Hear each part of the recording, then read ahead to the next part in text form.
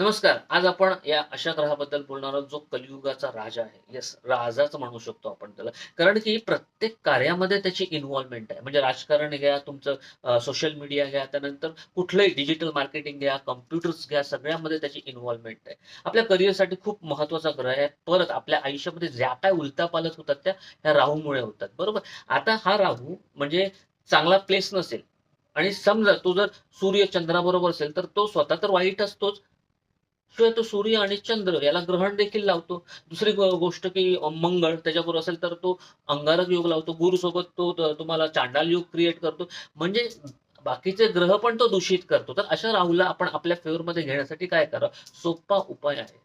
आपण आहे ना राहूच्या मातेचं स्तोत्र म्हणावं. आता मला सांगा, आपला एखादा मित्र असेल, त्याच्या आईची आपण सेवा करत असू, तिला म्हणजे रिस्पेक्टफुली बघत असू किंवा तिला आपण खूप केअर करत असू, तर ऑटोमॅटिकली त्याचाही आपल्याप्रती जो भाव आहे तो चांगलाच होणार ना.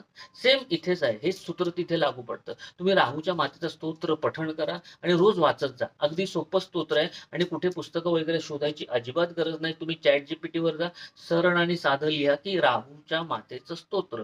10 ओळी आहेत, मोजून 10 ओळी. तुम्ही रोज म्हणायला सुरुवात करा. बघा तुम्हाला फरक नक्कीच जाणवेल. मी अरुण माने फ्रॉम ॲस्ट्रोलॉजी.